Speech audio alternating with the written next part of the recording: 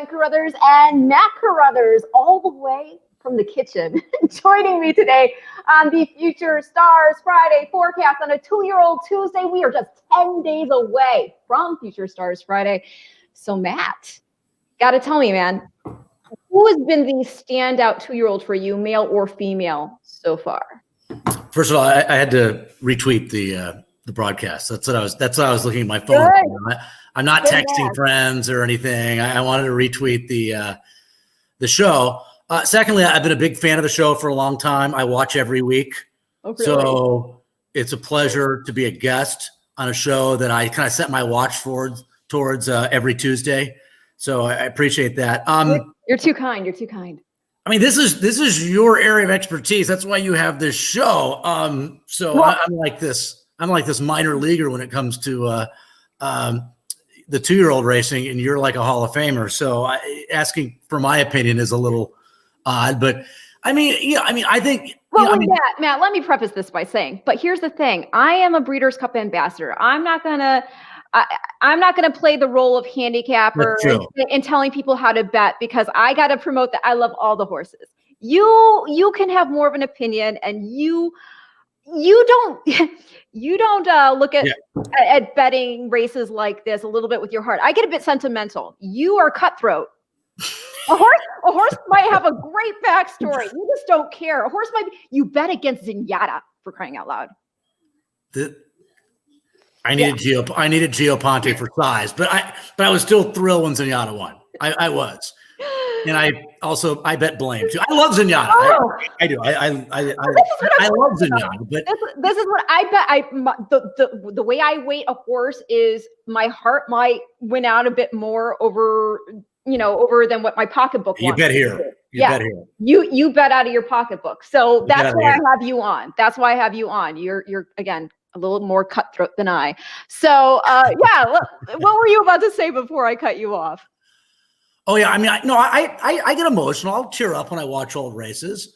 And in terms of sports, I teared up because today is it's the 29-year anniversary of Puckett's game-winning hit in Game 6 of the 91 World Series, and I was there.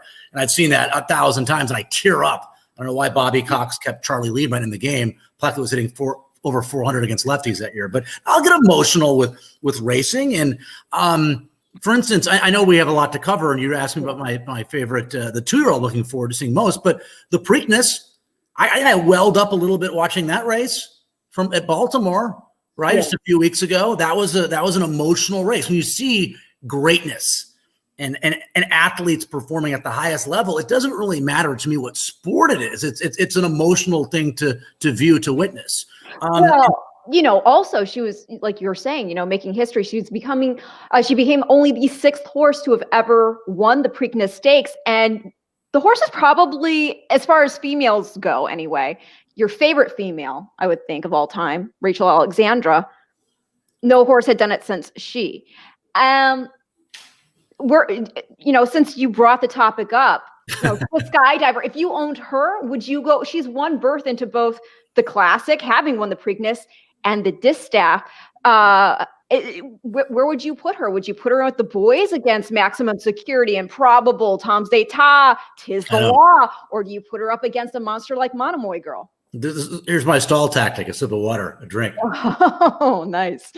Well, I let it soak in. Normally, as we've established, I'm a gambler, and I like to roll the dice.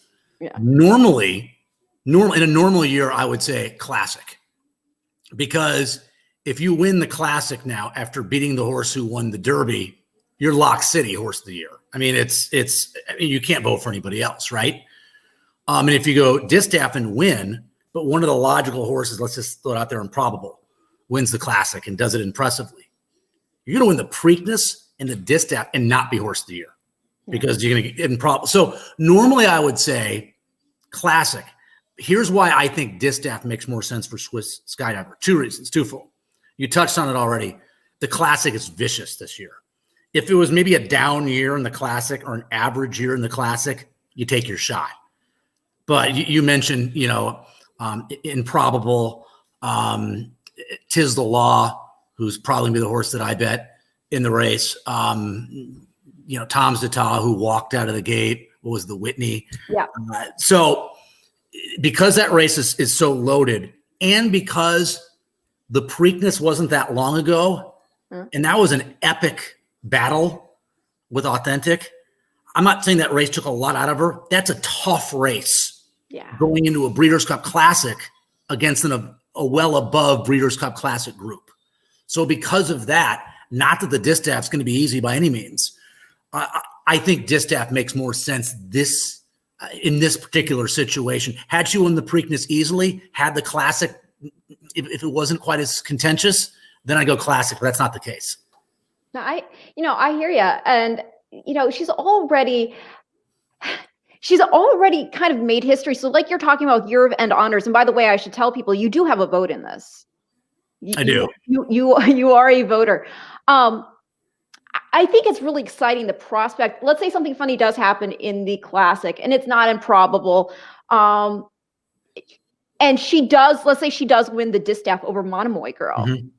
When you say she's pretty much a lock? It depends on who wins the Classic. If you have a big upset in the Classic, I mean, it's not something funny. It's not one of the big. It's not one of the big. If Tiz the Law wins Classic, then he's horse of the year. I think. I mean, it's. But yeah, if there's an upset in the Classic, and she beats a great racehorse in Monomoy Girl in the Distaff, absolutely, there's a good chance she could still be horse of the year. But still, things have to work out her way. You control your own destiny if you go in the Classic and win it. Mm-hmm.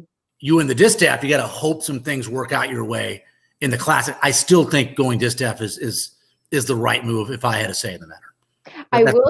I will say the difference in distance is pretty interesting too, because I think I remember Kenny McPeak saying he kind of likes her better at 1.25 miles. Yeah. But coming back to that 1.1 miles, I don't know. And it is interesting. I will also say she looks probably the best I've ever seen her. I've never seen the horse in person, so I don't want to mischaracterize it. But as far as seeing her, via a television screen or a computer screen, I saw a work of hers from the other day, and just her flesh is unbelievable right now. So in any case, we're going to get a great showdown one way or the other, whether it's her against boys or whether it's her against Monomoy Girl.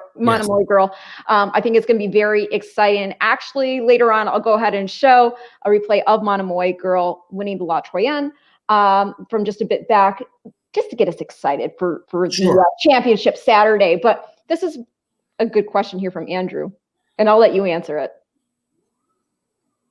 Are you doing this show from different rooms of your house? Yes, because Andrew, if I was in the same room where she is downstairs, I'd probably just be next to her at that point. It'd be very weird if we were in the same room. But no, that's still a good question. He's just like wondering why we wouldn't just be sitting in the same room together if we are still in the same house. Maybe if you were on the road or something. Okay. Now, here's the reasoning for it. We have a 2-year-old. The 2-year-old is awake and not napping. So we're in separate rooms. So I'm in charge of the team. Yeah. So if he needs to go, it doesn't hinder my performance. Right. So if I just get up dramatically and walk out of the shot, we're not having a fight. Folks. No. It's I have to tend to the child. Exactly. So now let's get to this conversation regarding Future Stars Friday. If you've noticed, I'm not wearing makeup today. Because that's true. You actually usually wear more makeup than I. Yeah. But that being said, there's so much coming down the pipe right now in terms of information regarding the Breeders' Cup, and so we are working our tails off to get really great content out for you all. So I didn't have time to get all gussied up for the broadcast. So that is why Matt Carruthers here is filling in as Beauty, whereas I am the Beast today. But we're also going to get in some really good information for you now, so you don't have to wait for, like I said, all this great content that will be coming. We have great content for you now, and again, discussing this more from, again, I come from a heart perspective, a sentimental perspective, whereas Matt Carruthers comes from cynical, I want to make money, let's do this perspective. So let's start off talking about, well, I did ask you the first question, which you never did answer, regarding is there a standout 2-year-old performance, male or female, for you so far over the course of this season? Very political of me, that answer. I tried to dodge it, but you came back to it. Yeah. I mean, he's going to be either the shortest price favorite or the second shortest price favorite either day, right? He's Jackie's Warrior. Undefeated Jackie's Warrior, yes. I mean, he is really fast. And, you know, the contrarian part of me wants to go, okay, this horse is by McLean's Music. He can't get 2 turns. He's coming out of those 1-turn big wins. You know, he was fabulous in the Hopeful and then unbelievable in the Champagne. He just looks to be too fast for everybody else. I mean, and as you know, I mean, maybe a year from now when others start to catch up at this stage, maybe he won't be, I don't even know, maybe he won't be a great 1.125, 1.25 horse down the road, but that doesn't matter. We're talking about now, in the present. In the present, he might just be so much faster, talented, better. It doesn't matter. Sometimes, you know, a pedigree obviously matters, but sometimes if the horse is a freak, it doesn't. And this horse could be one of those horses. He's really impressive. Can I tell you, he actually does have some pedigree that suggests there being a potential for stamina. Yes, he's by McLean's Music. And for those of you who don't know McLean's Music as a racehorse, the horse only raced 1 time. He debuted at 3 years old. He set the highest buyer figure ever for a debut at 114. So the horse was tremendously gifted. Didn't realize it going forward, obviously, because it was his only start. That being said, this colt, Jackie's Warrior, is out of a mare, Unicorn Girl, I believe is her name. I don't have it right in front of me because I was going to lean heavily on Matt for just all this information instead of pedigree stuff today. But from my recollection, she's by a stallion named AP 500, whom you've probably not heard of. It's not like he lit up, you know, a lot of tote boards or anything. But that being said, AP 500, you can kind of guess who his sire is, right? Matt Carruthers. AP 500? Yes, you can guess who his sire is, right? Yeah, I think so. Yeah. Okay, Hall of Famer AP Indy. Right. And then his dam, I believe, if I remember correctly, it's his dam, is a half-sister to Sakawista, who won the Distaff. So wow. You have stamina influence coming through that dam sire AP 500. How much that is reflected in Jackie's Warrior going forward, I don't know. But like you said, this horse might just be so talented. If he does indeed take more after the top side, it might not even matter, at least here at 2 years old. So here's what we're going to do. You just mentioned the fact that, you know, he looks like the horse to beat. Obviously, he's 4 for 4, so that puts him right there in that argument. And he also tops, if you believe in buyers, he tops the leaderboard for buyers at 100. And he got that 100 buyer winning the Champagne Stakes. And we're going to go ahead and take a look back at that right now. See here.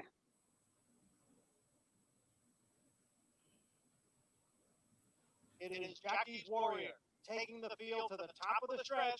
Reinvestment risk now moving up on the outside. It's Jackie's Warrior. Reinvestment risk. It's amazing. They're about the same price in this race. Yeah.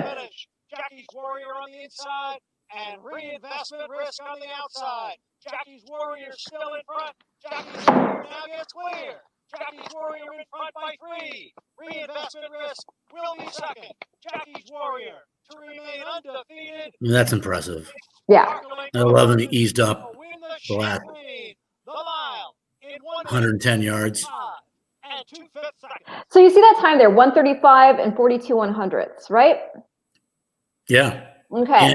And he could have gone quicker, right? I mean, they weren't even trying the last 16th. No, it's a great point. But I do want to say the very next race was the Frizette, in which we saw Day out of the office win her 3rd race in a row, and she clocked in at 135 and 82 100ths. And she is the horse who is second on that buyer figures leaderboard with a 95 for that effort.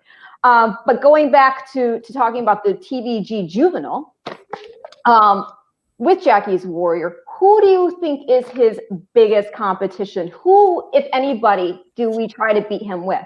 Well, I mean, reinvestment risk, he's just been no match for him 2 times in a row, right? So he's a good racehorse, but I mean, why are you going to think he's going to turn the tables on him? I mean, not that horse. You know, I know that Essential Quality for Brad's going to get a lot of play. He's a really, I do like the fact that Essential Quality did rate a touch.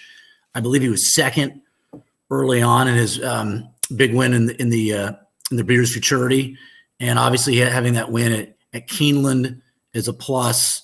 Having that win at 2 turns is a plus. So I probably prefer Essential Quality to a horse that's already proven he can't deal with Jackie's Warrior. Can I tell you before you move forward regarding Essential Quality? So not only did we see him win the Claiborne Breeders' Futurity for Brad Cox, but Brad I had on the show, and Brad was talking about the horse is very green still. The jockey was saying he didn't even know what he was doing out there, and he was galloping off after the race, just still full of energy. And I like the fact that being 2 years old, being out there on the lead like that, once he got that lead, it's not like he got lost. Sometimes you'll see horses, they get to the front, and they're herd animals, and they start to go, where's the rest of my crew? And they start to slow up. This horse looked like he's just happy, bounding out there on the front. Great pedigree, too. When I talk about Breeders' Cup ped cred, this horse definitely has it. He's a son by Tappet. Tappet is by Pulpit by AP Indy. But then also, the dam there is a half-sister to Folklore, who won the 2005 Breeders' Cup Juvenile Fillies and was Eclipse champion 2-year-old filly. This is also the same female family because Folklore, she's the grand dam of Contrail, by the way, who just won the Japanese Triple Crown. So that's pretty cool pedigree right there, right? Yeah, Folklore. Lucas? Now. I think Lucas. Yep. I believe from back in the day. But to answer your question, and I might have to get up here and tend to our child here in a what's second. he doing? But I don't know. It's the TV froze that she was watching just now, so I don't know. Okay. But sitting on go, right? If the pace is really hot, yeah. And you also have horses like I think Dreamer's Disease going in the race. I mean, there could be a fair amount of pace in this race. And sitting on go, that win was the Iroquois, right? Yeah. Where he pulled the upset. I know you liked him. I know you liked him. Yes. Going into that race, and he was 16-1 or something. I don't know, somewhere in that ballpark. He's a horse that I think he's an underneath horse in this race for sure. Not that he can't win, but I think at the very least he's going to be a price horse to use. Check this out right here. Cy Fanatic, smart man. You know who Cy Fanatic is? That's my friend Jason Luch of All Ball Family Stables, who and Girl Daddy, who won the Pocahontas. They got that double there. Right. Okay. Yeah. Well, so it sounds like they're confident. You got to be confident, right? You're going to a race like this. I mean, race of a lifetime. You better feel good about your chances, or you shouldn't show up. So, but he's a legitimate racehorse, and that win wasn't. I don't think it was phony at all. It was a really good win from that racehorse, and I mean, I think almost any of the other connections would admit that Jackie's Warrior is the horse to beat for sure. But nothing wrong with finishing second in a Breeders' Cup race also. Oh, that's definitely true. I did see in Horse Racing Nation, this is very interesting. Horse Racing Nation reported that Bob Baffert is actually bringing in a colt named Classier, who just won his debut. And he won the debut sprinting 6.5 furlongs, but yet he's by Empire Maker, and he's out of a Bernardini mare named Class Will Tell, and she hails from the female family of Desert Stormer. Yeah, I mean, this horse, I was on the air for his race. It was one of the last races at Santa Anita on Saturday. And, usually when I'm done with my shifts, I come up to you and I don't talk too much about the racing that I saw unless something jumped out at me. And I ran upstairs and, oh my God, Baffert's got another freak. This horse is unbelievable. And I mean, that performance, and of course, Genius here didn't like him at all because, I mean, I'm like, he's my Empire Maker of a Bernardini mare. He's sprinting in his debut. He draws the rail, too many obstacles to overcome, and he wants more ground. Wow, he popped out of the gate. I never saw a buyer or anything, but just visually, I'll look up. It was really impressive. The speed that he showed, the way he finished, it was one of those kind of wow, who is that type of first out performances. And I think it was Simon Callahan had a horse with a little experience who I think was purchased for $1 million or something. So that horse was pretty heavily favored, and Classier went off as I think your 3-1, something like that, second choice, and just absolutely destroyed them in that race. And I don't know if we've ever had a horse off of one lifetime start, running one of these Breeders' Cup juvenile races. Yeah, with Simon Callahan, we had my gal Donna Voluce off of one start. That was one start. Her win, and because it was so dominant, right? And she ended up running second. She gutted it out too. She ended up running second to British Idiom in the Breeders' Cup Juvenile Fillies last year. Yeah, and I think McPeak had a filly years back that I think had a couple of lifetime starts going into the Juvenile Fillies. Was bet, didn't run particularly well. Her name escaped me. So yeah, maybe this will be the first boy. Was it Dothraki? I don't. Who? For McPeak, you said? Yeah, from years back. I think it might have been at Santa Anita. Oh, okay, yeah. I can't recall, but he had a horse coming off a giant win. They'd only raced a couple of times, but yeah, this is something that, you know, I mean, for Baffert to do this, I know they were thinking about, I think, the Bob Hope out at Del Mar in the middle part of November. So if they're going to go here, wow. And that makes this race that much more exciting for Bob to have a horse off of a dominant victory, you know, that takes place 13 days before the race going in it. A horse that no one ever heard of 2 weeks prior. Pretty cool. Well, we've talked about the boys. Let's move our attention now to the Juvenile Fillies. And we were discussing Jackie's Warrior. And again, we saw he got 135 and 42 100ths for his final time easily.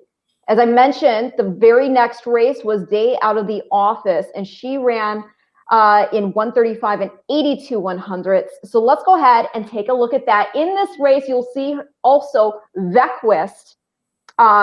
And Vequist had already won the Grade 1 Spinaway. And she was favored in this race. Yes, she was favored. And the other thing that's interesting, I do want to give a shout out to the fact that Vequist, representing the very first crop of Nyquist. Nyquist himself by Uncle Mo, who won the 2010 Breeders' Cup Juvenile. Nyquist won the Breeders' Cup Juvenile in 2015 at Keeneland, and then went on to become only the second horse to have ever won the Derby, having won the Juvenile. The only other horse is Street Sense, who won the Juvenile in 2006.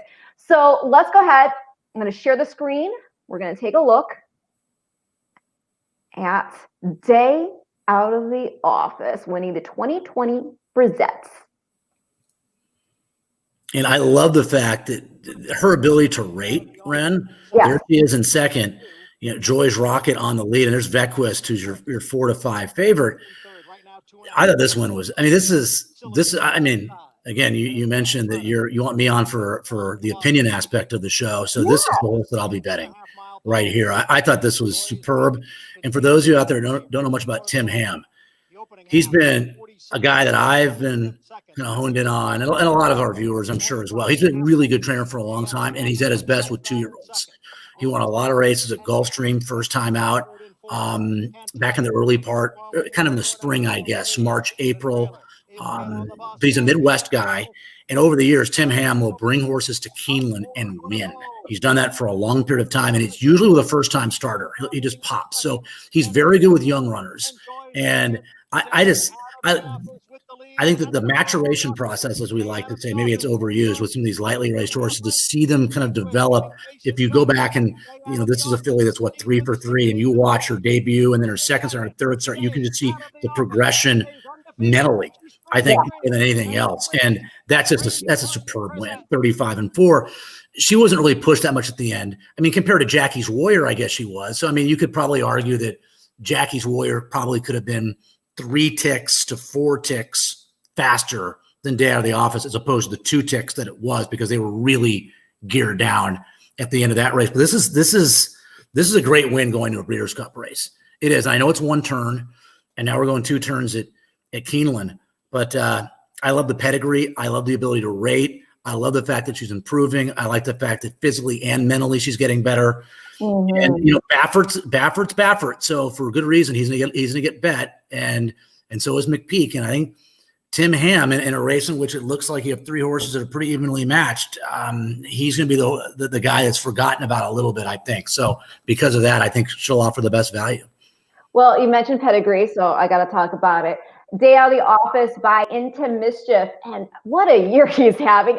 He's been just sensational the past couple of years, which is really weird when you think about the fact that this is a horse that's been at stuff for a while. His very first crop, just think about how he's improved his mares. His very first crop, he produced Golden Sense into Mischief.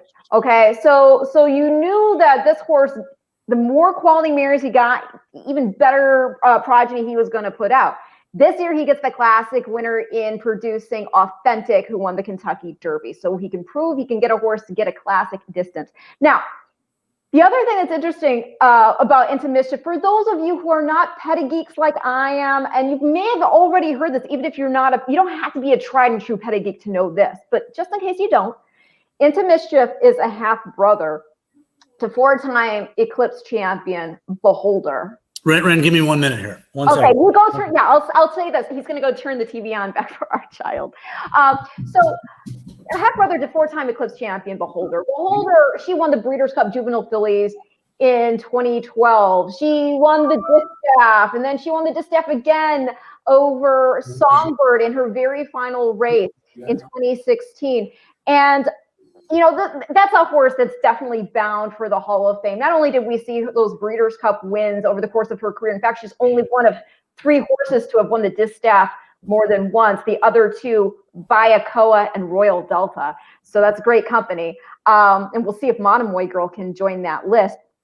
But, you know, not only is he half to her, who's also beat boys in the Pacific Classic, but he's also a half brother to another Breeders' Cup champion in Mendelssohn, who won the 2017 Breeders' Cup Juvenile Turf. And then Mendelssohn went on to be still a really good horse at 3, putting in really great performances in the Travers, in which I think he was second, in the Jockey Club Gold Cup, which I believe he was third. Second to Catholic Boy, right? Yeah. And Catholic Boy, he's another representative, by the way, you know, going back to how we were talking about Bernardini with Classier being out of Bernardini mare. He's just turning out to be a tremendous broodmare sire, Bernardini. 2006's Eclipse champion, 3-year-old son of AP Indy. And so it's just really cool when you see that. But anyway, getting back to this filly's pedigree again, she's by Into Mischief, just went over his credentials there. But then she's out of an Indian Charlie mare, Gotta Have a Dream.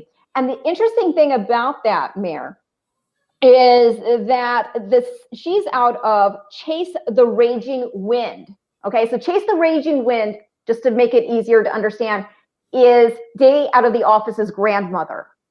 And she herself is a daughter of De Jour, who was European Horse of the Year, you know, in England. And he came over here, 1990 Breeders' Cup Sprint, and looked like he was on his way to victory, and then he jumped a shadow, right? That was safely kept, right? Yeah, that was a safely kept, yes. So again, that's the second dam is a daughter of De Jour. But what makes this all the more interesting is that second dam is also a half sister to a horse named Chase the Wild Wind. And Chase the Wild Wind is the dam of Albertus Maximus, who won the 2008 Breeders' Cup Dirt Mile, although that was synthetic, but still. And she's also the dam of Daredevil, who Daredevil won the Champagne Stakes. And then Daredevil has produced, this first crop of his is represented by the Kentucky Oaks winner, She Dares the Devil, and Swiss Skydiver. Wow, okay. Albertus Maximus was a really good horse, by the way. I think he started out with Gary Mandela, and then I think he won the mile for Vladimir. I think Vladimir Serin, I believe, was the trainer. But he was a giant horse too, if I recall. Big racehorse who was very good, and a mile was his bread and butter. But how great is that pedigree? I love pedigrees that not only have black type, but I find the very best bred horses are the ones that go on to do really spectacular things on track, are the ones that come from black type sire making pedigrees. And right there, you have 2 horses out of the same dam in this female family who has gone on to sire. You know, so in Daredevil's case, I mean, they had to repatriate him. He was in Turkey. Right. Well, horses are like running lights out, so they're bringing him back. So that's very exciting. So there's a lot of versatility in that pedigree too. Yes, definitely is. So that is Day Out of the Office, winner of the Frizette. Now she will be going up against some other undefeated Grade 1 winners. We already mentioned a horse who is a graded stakes winner, not grade 1, but graded stakes winner, and put it in as 2 for 2, and that was Girl Daddy when you were talking about sitting on Go. Mm-hmm.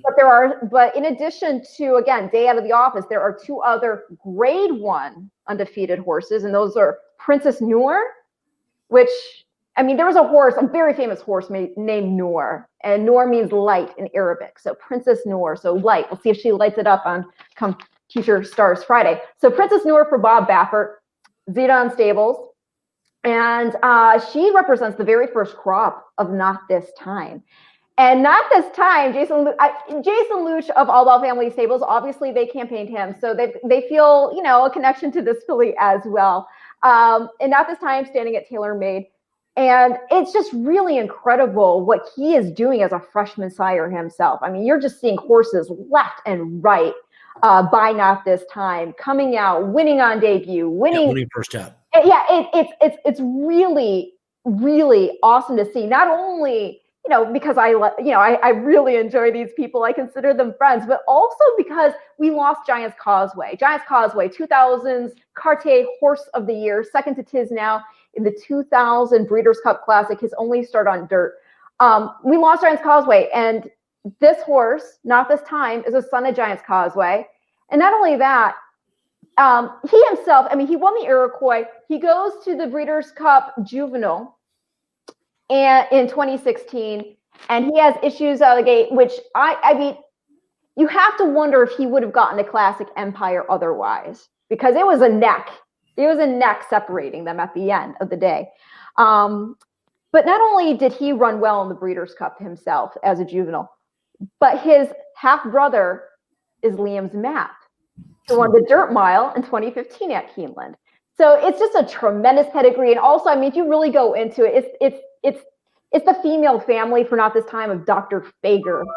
Okay, so Tawi, it's an unbelievable pedigree. So it's not surprising that this horse is just having so much success already at stud. But Princess Noor, 3 for 3, wins her debut, wins the grade 1 Del Mar debutante. Very green. She was very green. In fact, she was almost taken down from that race. But she's shown dimension, though, too, because she's shown that she can come from off it. And then she got her ticket officially stamped to the Breeders' Cup Future Stars Friday card by winning the grade 2 Chandelier. And she won that by over 8 lengths, I believe. I don't know if I have the... That sounds right. It was open length. She won for fun. Yeah. So I don't know if she beat that much, but she did it easily. Now, the comment that people have been making regarding her is she's been absolutely impressive. In fact, Victor Espinoza, there's this great quote from him in the San Gabriel Valley Tribune from Art Wilson, and who wrote the article. And in the article, Victor says that he's been on some really great horses, but as far as fillies, this is the best he's ever ridden. Wow.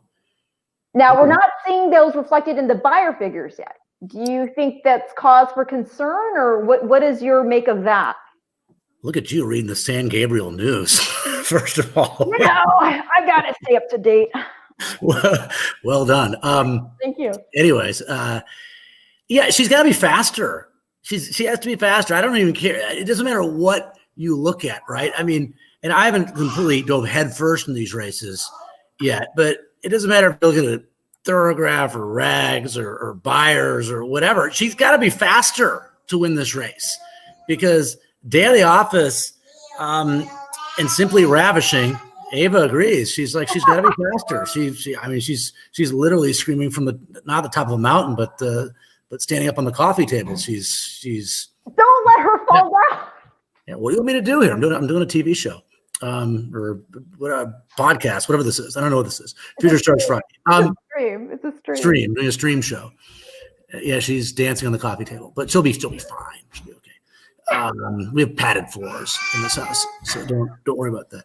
Yeah, she's got to be faster. And also, I'm not going to name the individual, not that most of our viewers would know, but a really good friend of mine, you know where I'm going, who's a really serious horse player. Like, if you think I'm serious about Breeders' Cup, he's me times like 25. Pretty serious.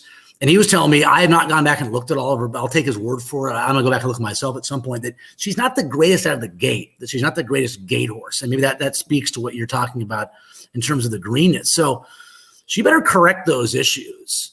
So, if she doesn't correct some of those gate issues and doesn't get a little bit faster, and I'm thinking because of the fact that she's undefeated, and because what is she, a multiple Grade 1 winner, and it's baffled. Grade 1. You would think the Chandelier was a Grade 1, but it's a Grade 2 now. Yeah. Okay. So whatever, Grade 1, Grade 2 winner, undefeated for Baffert, that she'd be that you would think she's gonna be favored in the Juvenile Fillies. So we'll see. I know she's training real well, so she's coming into the race from that standpoint the right way. Well, something she did out of the Chandelier, which is also mighty impressive, is this. I'm going to see if this will work. It's a little bit different, showing something from Twitter, but let's see if I can get this to work. This actually aired on TVG. I was on the air for this. This is me and Christina talking about this workout. I have it muted just for now, not because I don't appreciate everything you guys have to say, but because, it's weird for you to talk over yourself, right? No, so here is Princess Noor on the outside. On the inside, Spielberg, multiple Grade 1 placed Spielberg. He was second in the Del Mar Futurity, third in the American Pharaoh. He's $1 million yearling, if I recall. So here they are working together, and you could see right now that the rider aboard Princess Noor is trying to hold her back for all he's worth at this point. Yeah, I think Christina, while we were chatting back and forth in the workout, said, feet in the dashboard. I mean, yeah, water skiing, right? Water skiing, right. Feet in the dashboard, water skiing. And again, this is not my area of expertise, but I don't think you have to, if you've seen 10 workouts in your life and you look at this, you're like, wow. I mean, and just knowing the work, look at the way she finishes here. Once she gets shoved on it all. And I mean, the gallop out here is tremendous. I would think that Bob couldn't be any happier with this workout. It looked to be like a perfect A+, 10 out of 10 type workout from her. And I guess she'll have one more big time work, I guess, before her race 10 days from now. Yeah, I mean, that's so impressive. I mean, there's definitely something to be said. I'm a proponent of seeing fillies go up against males. We see it all the time in Europe. So I'm definitely a proponent, though, of whenever you see a filly that is willing to throw, because there still is a herd mentality that goes into when you do put the two sexes together in a race. There's still a little bit of that. Horses know what's under the skirt, so to speak. Okay, they can smell it. The fact that she's still showing an assertiveness over a male here, and again, a multiple Grade 1 placed male, is pretty freaking impressive. And I'm thinking, I haven't heard Bob's comments actually afterwards, but I mean, she's been kind of a go to the lead, wire to wire. I mean, well, she actually did. Did she rate a little bit in her last start? You rated I can't remember if it was, you know what, I'm getting it. You mentioned, but Christina used the term water skiing. Yeah. Try to get her to sit back a little bit off a horse, to try to get her to rate just a little bit with all the speed that's going to be signed on in this great race a week from Friday. So I think just getting her to relax a little bit in her drills will hopefully she'll be able to replicate that in the race. Well, we actually have a little bit of a back and forth going on. We have Andrew here saying, I'll say it again, Princess Noor. Wow. Lock. He actually had earlier said Princess Noor, easiest pick of the Breeders' Cup. Yet, we then have Ryan Mosley saying, simply Ravishing a lock. Okay. Yeah, it's right. And I like Day Out of the Office. And that's what you're going to get when you talk to 20 people. You're going to get, 6, 7, and you're going to get 6 people like one, 6 like, 7 like one, and another 7 like another one of these horses. So it's going to be evenly split when you're talking to your friends and you're going over your tickets and you're chatting about who do you like in this particular race. You're going to get, these 3 horses' names come up in kind of an equal amount, I think. And it's so interesting too, because, with these top three horses, you have, again, Day of the Office getting that top buyer of the fillies being a 95. You then have the Baffert factor with an undefeated filly and Princess Noor. And then you have this other undefeated filly who's actually already won over the surface in Simply Ravishing, having won the Darley Alcibiades. She actually, and I thought this win was so great. We're going to go ahead and we're going to look at that right now, because I was so impressed by this. You'll also see her stablemate, Crazy Beautiful, run second here, but it was a far removed second. This filly to me, she looks like a 3-year-old. And it kind of makes sense that she does. She's by Laoban. And if I remember right, Laoban's like 17 hands. He won the Jim Dandy, right? A big prize for Gio. Yeah. Before I forget also, it's supposed to rain like 3 inches in Lexington this Wednesday and Thursday. After that, the weather, being the weather dork that I am, the weather next week, I look at the 10-day forecast, and from this Friday to next Thursday, we're not expecting a drop of rain in Lexington. So I'm thinking that the conditions are going to be great for the Breeders' Cup as well next Friday and Saturday. Well, I'm excited for that. This filly, going back to that pedigree, by freshman sire Laoban. Laoban himself, a son of Uncle Mo. Again, Uncle Mo won the 2010 Breeders' Cup Juvenile Eclipse Champion, 2-year-old male from Mike Rapone. So, I mean, she just got to the lead. She never looked back. And the final margin here is, I believe, 6 1/4 lengths. And again, undefeated. She had previously won her debut. Then she won her debut, by the way, on turf, going 1 1/16. And then they entered her in the PG Johnson, but it came off the turf onto a fast main track and cut back to 7 furlongs, and she won that. And then here we see her winning the Darley Alcibiades. And last year's Breeders' Cup Juvenile Fillies winner, British Idiom, came out of this race. This is one of those races, though, that we've had some crazy results in over the years. We've had some massive upsets in this race. So the horse Caressing comes to mind from way back in the day, paying $1 zillion. Right, Luch won the race. Right, Ria Antonia. Right, that was a huge upset. And we've had a lot of them in this race.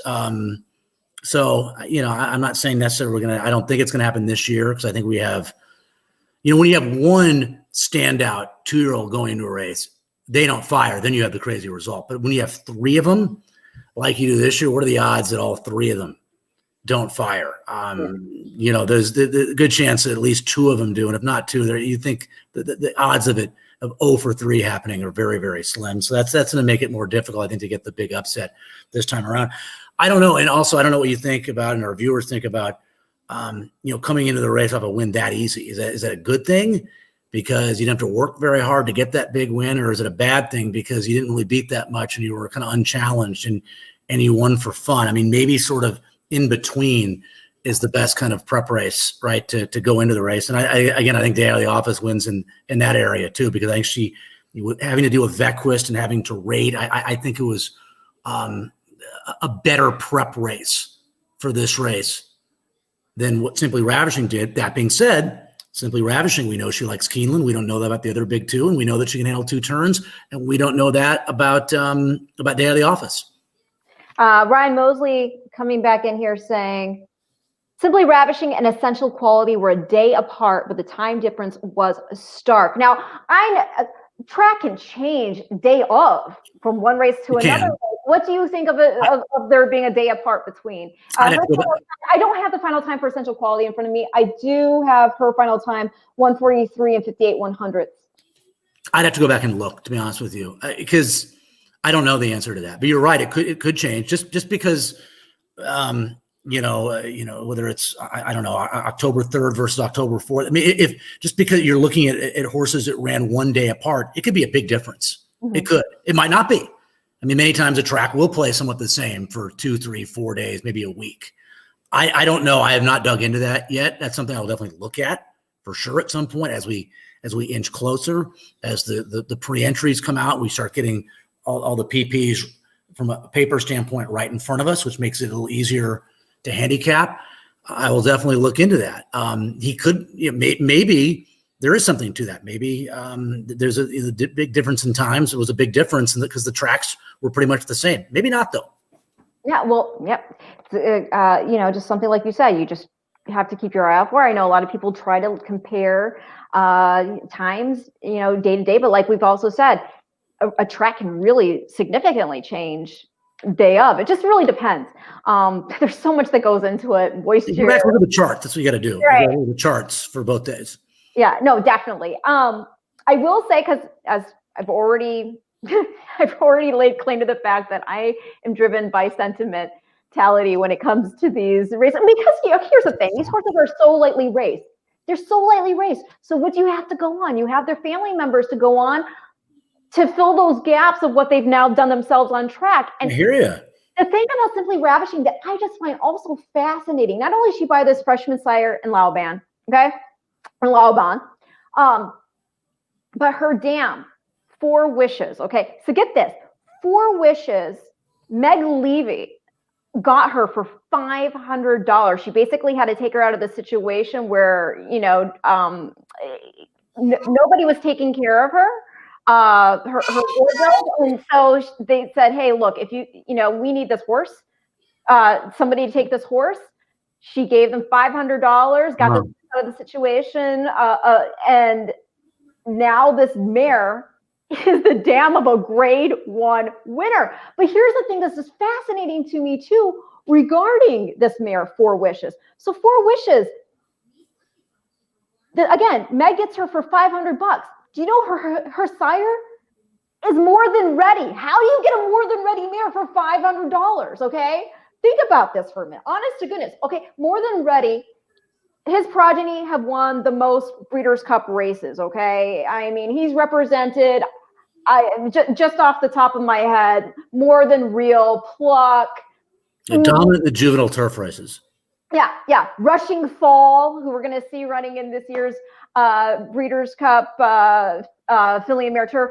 I mean, he has been tremendous at stud in producing Breeders' Cup champions. And then just this past year, in 2019, we saw Structor by Palace Malice, out of a full sister to More Than Real by More Than Ready, win the Breeders' Cup juvenile turf. So he's now had as a dam sire, he has a Breeders' Cup champion. And so again, this is what you have to, just using common sense, you're like, okay, well, wait a second. This mare is by More Than Ready. You just don't go to More Than Ready unless you yourself were a really good racehorse or your family has some good racehorses in it. So I go back and I look at this mare's race record. She didn't really do anything. Her second dam didn't really do anything. If I remember off the top of my head, I believe her third dam is by Fabiano. That's another horse. You just don't go to Fabiano back in the day unless your family had some credentials to it. Okay. Why didn't we buy her? Right. No, I didn't know she did. Come on. Right. So now I'm like, okay, well, if you go back in the family, there are definitely some grade 1 winners in there. Some of them, internationally, like a multiple high weighted horse named Pride is in there. There's also a grade 1 winner from Argentina in the mix and whatever. But more to the point, if you look at her female family, tail female, and that means mom, grandma, great-grandma, great-great-grandma. That's tail female, direct female line. Simply Ravishing's 6th dam is Miss Disco. And Miss Disco is a blue hen mare, most notably having produced Hall of Famer Bold Ruler. And Bold Ruler, as a sire, thank goodness, gave us Secretariat. Okay? So this is a great family that Simply Ravishing actually hails from. It's really impressive to see Miss Disco there, tail female. and again, like I said, that's why when you look at the female family and you have a mare in there that's by Fabiano, and then in her own instance, her own dam there being by More Than Ready, there's a reason for that. You don't go to big sires. You don't get mares to big sires unless there is a reason to back it up in black type. Well, you went back 6 generations. It matters. I know. There are people there. How do you think I roll with Saratoga? People, you've got to find the diamonds in the rough. You cannot play connections. You've got to look at these blank space races, fill in those gaps, find the star quality. If my life depended on it, I couldn't tell you the names of either one of my own great grandmothers. If my life depended on it, my own great grandmothers. We're only going back, generations. You know what's so awful? I couldn't do that either. Yeah. Oh my gosh, you bring up a great point. Like, I can go back generations with these horses. I couldn't tell you what my I don't know what country they were in, to be honest with you. I think my mom's grandmother, I think Germany, and I think my dad's grandmother maybe in England or Ireland. I think. I'm not even sure. Oh gosh. Well, I know I'm for sure 100%. Well, on my dad's side, it's 100% Chaldean from the Middle East, Iraq. Right. And then mom is European mixed English and any case, we're not gonna digress too much here. But That's so funny that you say that, because now I'm kind of embarrassed that I do know all these pedigree facts about different horses, different generations, who's out of this by that. I couldn't tell you my own. That's hilarious. Like, beyond a few. That's so funny. This is your work, so you should know more about it. Yeah, right. No.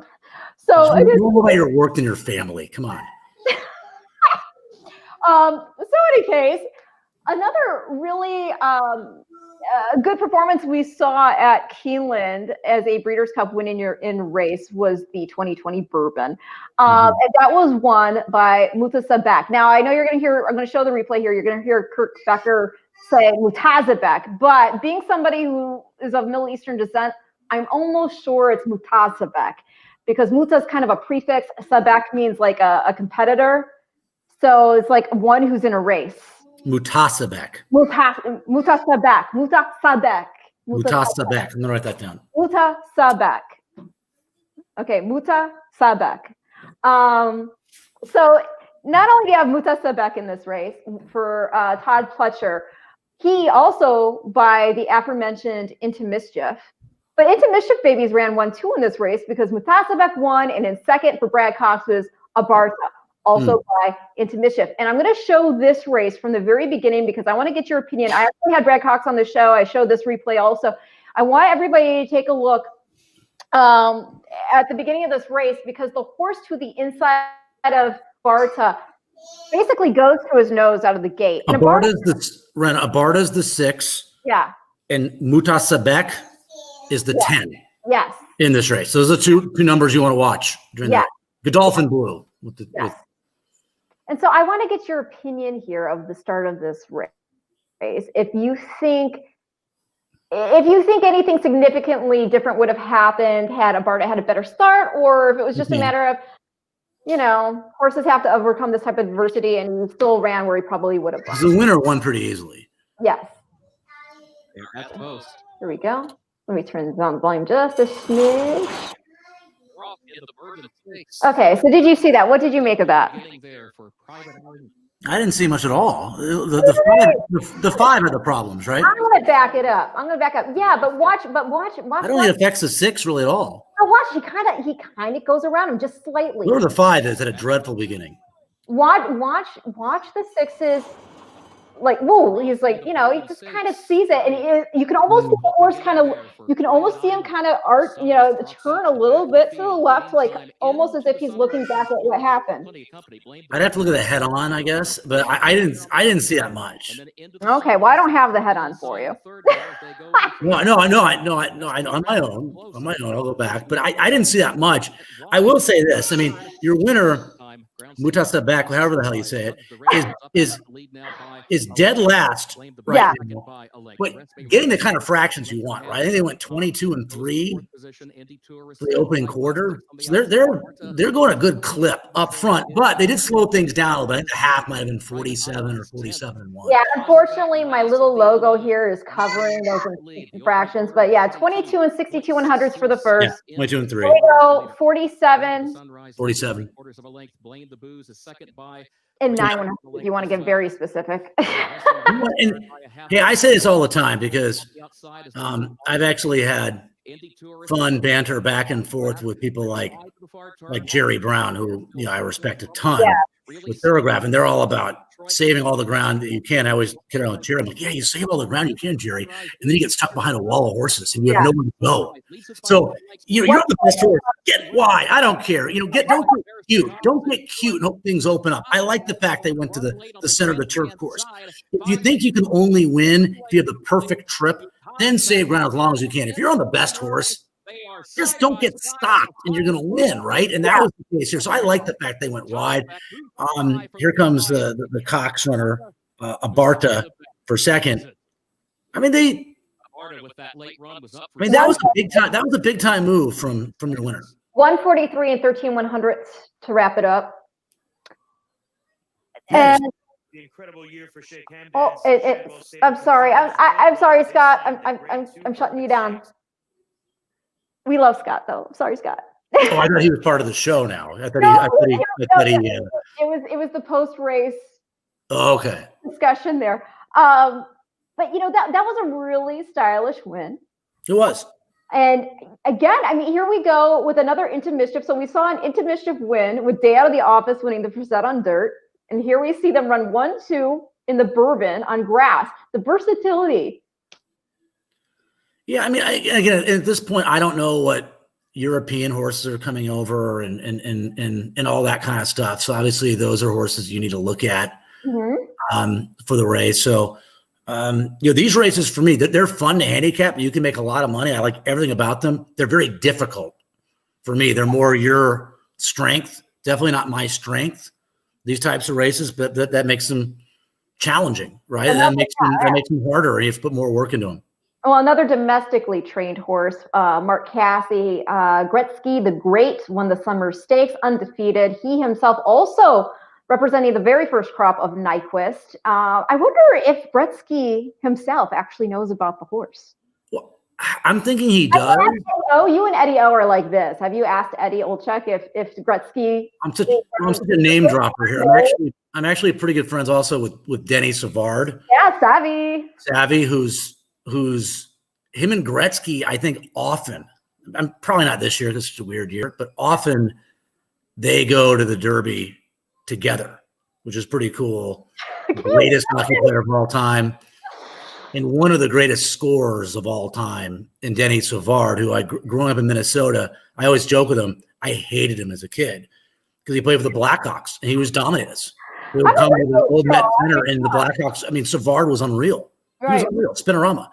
So yeah, Savard is a big Denny. He could even be watching right now, but I mean, he plays on a pretty consistent basis, and him and Gretzky are pretty tight. So I'm thinking Savard's connection to Gretzky and this Gretzky's love of horse racing that Wayne, a Canadian, knows about Gretzky the Great, who's been dominant at Woodbine thus far for Mark Casse. I think it's probably a safe bet that he knows about the horse. I will say one of the best times I've had out to dinner was actually with Savard.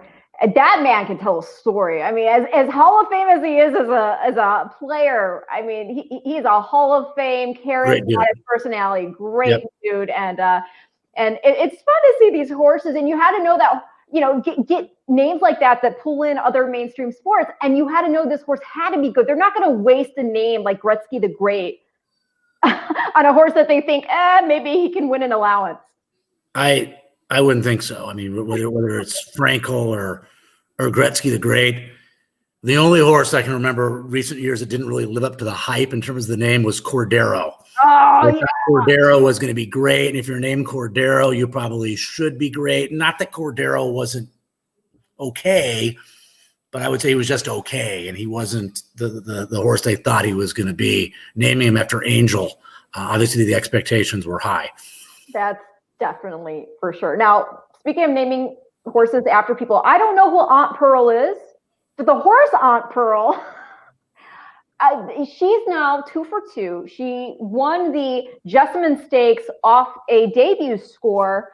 And I gotta say, she's so impressive.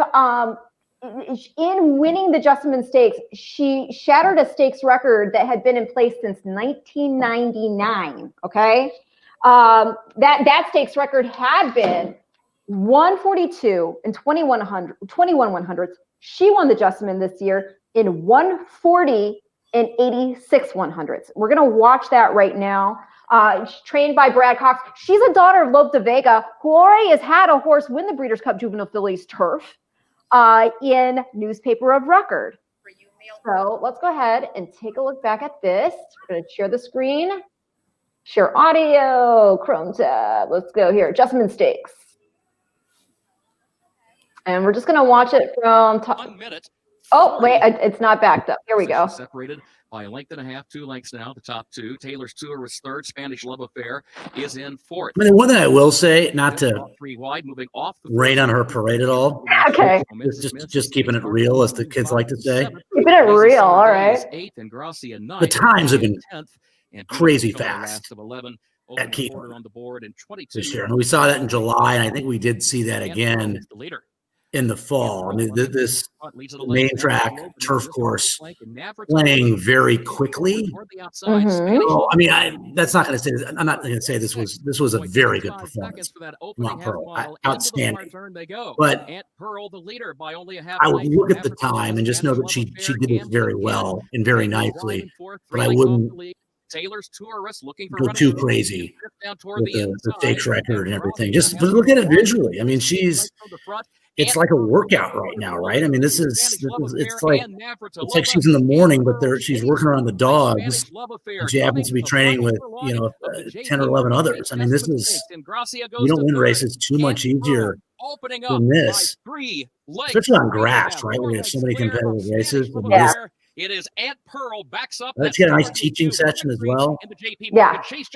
Showing the stick a few times. Love Affair was home second, and then He's very gifted. third in a time of 1 minute 40.86 seconds, a performance that shatters the stakes record. Look at her after the race too. She still looked like she could do it again. I remember watching this race and then seeing the post. Sorry, Scott. He's got all the post-race interviews after the replay, and I forget to shut the replay off.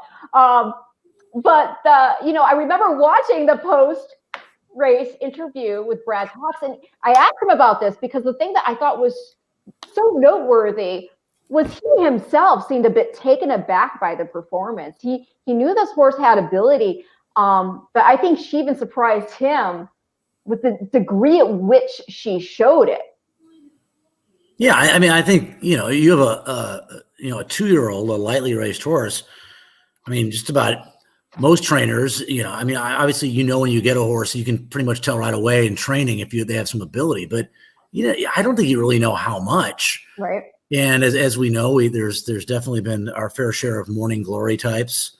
Yeah. Over the years that they act like they're going to be something special in the morning, and in the afternoon, for whatever reason. The pressure, the paddock, before COVID, the people in the paddock and people screaming during the post parades and all that kind of stuff. Some horses handle it, some horses don't. Yeah. So you never you have something good, but you don't know how good, and until they start to develop even further as well. And that was I'm sure he was expecting her to probably win that race, but probably not in that manner with that kind of time, with that kind of ease.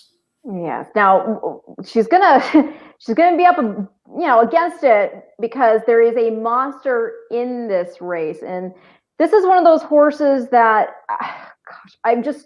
she's so impressive. Wesley Ward, Campanelli. Campanelli is 3 for 3, and 2 of those races she beat males. She beat males on debut, winning at Gulfstream Park. Then she went over to Royal Ascot and won the Queen Mary Stakes. And then they put her in with the boys in the Pre-Morny. And we're going to go ahead and watch that replay right now. And Matt, visually, she just looks like gangbusters. Here, you all will see what I'm talking about. And she's just so fast.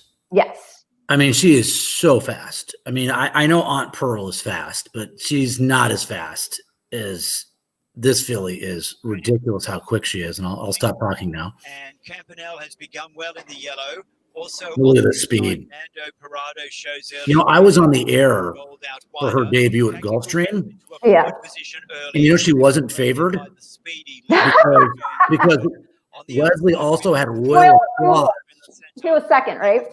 In the same race, and Royal Applause was favored. Right, Royal Approval. I'm sorry, it's my fault. Royal Approval. You were right. Royal Approval. And she just was much faster than Royal Approval that day. By the way, also Philly. The Phillies beat the boys 1-2 in that race.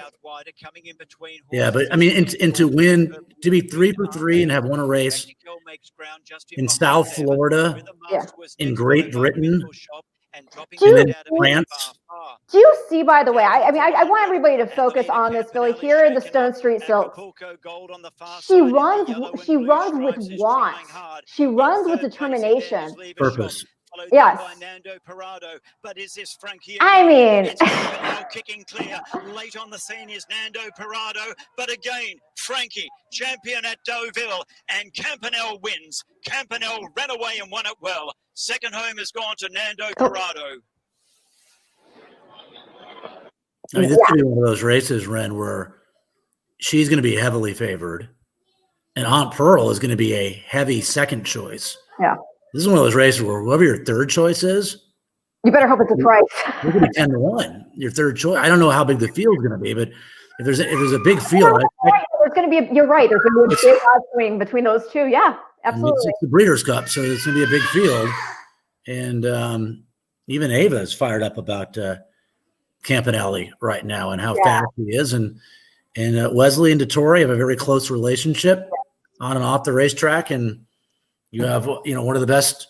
I think it's fair to call Wesley one of the best. I mean, he's a great trainer overall, but I mean, I don't know if there's ever been a better, 2-year-old trainer than Wesley Ward, and then obviously DeTore, one of the all-time great riders. Yeah, it's also nice to see teams that back up with, again, Stone Street Farm, Barbara Banky. Yeah. They had success winning going over there to Royal Ascot with Lady Aurelia. And do you remember when we were there at the sale before she went through the ring and sold for crazy money? And Ava got to kind of cuddle with Lady Aurelia. I do remember that. With our good friend there, your good friend. But I enjoy him too. I just don't know him as well as you do, Frank Lyons. Frank hooked us up. Right. Yeah, he did. It was really cool. So yeah, it's nice when you see these teams stick together and have success, on a grand international stage. So again, Campanelli, she's going to be one of the heavy favorites on Future Stars Friday. Aunt Pearl, second choice. I don't know how we'll see I don't know. I think pre-entries are going to be officially announced tomorrow. We'll see how those fields shape up. If there's a Euro in there that, maybe we're overlooking. But again, this filly has already beat boys in the Group 1 Pre-Morny, and that's the second time she's beat males. Again, she did it on debut at Gulfstream Park. The horse that I think, and I know I started the show saying I don't give out selections because I like to play up that I love everybody and everybody has a shot, but I will say, of the entire card, the horse that I think, short of falling out of the gate or something stupid happening, no way this horse loses. I mean, we're talking about locks earlier, other people saying who they think a lock is. There is, in my opinion, no freaking way Wesley Ward's Golden Pal loses. Family show, come on. I said freaking? No. There's no freaking way Wesley Ward's Golden Pal loses the Breeders' Cup Juvenile Turf Sprint. No way. And if she does lose, Or I mean, if he does lose, you would change it from no freaking way to something else. I think. Yeah, expletive will be inserted. Right.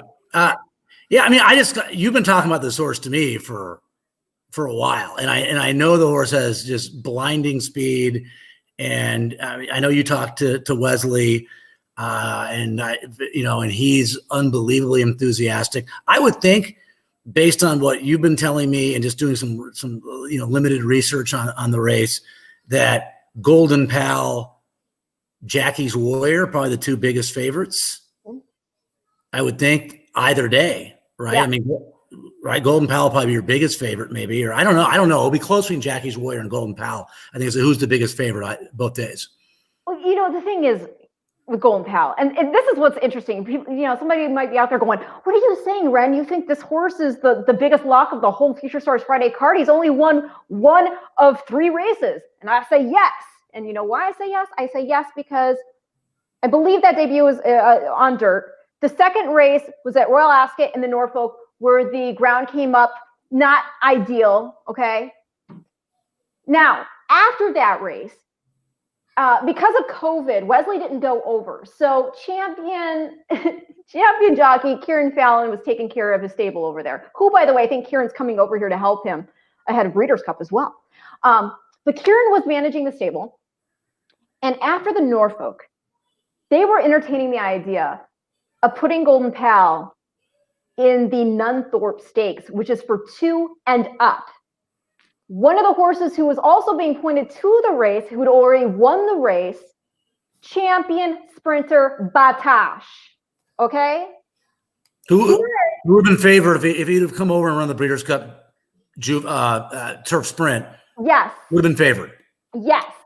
Champion sprinter Batash. And Kieran Fallon said there was no doubt in his mind that if they put Golden Pal in the Nunthorpe, he would beat Batash. I mean, hello? Right. So was it any surprise then when they decided not to go Nunthorpe, but to bring the horse back to the United States? When he went in the Skidmore Stakes, he was going to be favored? See, Ava's excited too. She loves this horse. She's so excited that she wants to watch the replay of the Skidmore Stakes. And we're going to do that right now. Okay, good. That's what she said, I think. Yeah, she said, Skidmore! I can make that out. Skidmore! We're going to watch it. So Chrome Towel, here we go. Golden Pal in the Skidmore Stakes. I'm going to, you know what? Let's show the whole race. Let's show the whole thing.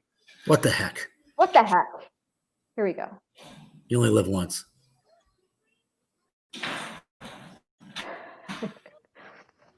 Oh, I love this horse. And the Rock President starts the number 2, a 8-pound pair, and he's at the back of the pack. Golden Pal quickly to the frontier. The big favorite Golden Pal already in front by 2.5 lengths. I'm surprised he didn't go off 1 to 9, to be honest with you, after all that hype about him being able to beat Batash. Yeah, because Fauci's a fast horse. Yes. Also for Wesley. Mm-hmm. Yeah, he's another horse that looks, you mentioned with Simply Ravishing, how she doesn't look like a 2-year-old. Yeah. This horse doesn't look like a 2-year-old. He looks like a man. Yeah, he does. He looks like he should be running in the Breeders' Cup turf sprint or the Breeders' Cup sprint. He looks like an older sprinter. Yeah. Wow, look at this at the end. He just takes off without trying. Just kind of smooch him a little bit. Yeah. Maiden victory in Saratoga's Skidmore Stakes. Yeah, just pose at the end. That's Fauci was second. Sky's Not Falling finished third. The time of the race, 1 minute and 4/5 seconds. Yeah, that's brilliant. Yeah, he's awesome. Simply awesome. And here's the thing. You froze. I can hear you fine, but your video is frozen. Okay, what should I do? You know what? Just keep it for now. You're Matt Carruthers. You're frozen in time. You're like you're better than fine wine because you don't even have to get better with age. I was getting hot. I can take my shirt off now then. Good. No. Just in case it comes back. Let's not scare the viewers. So here's the thing. In addition to seeing that,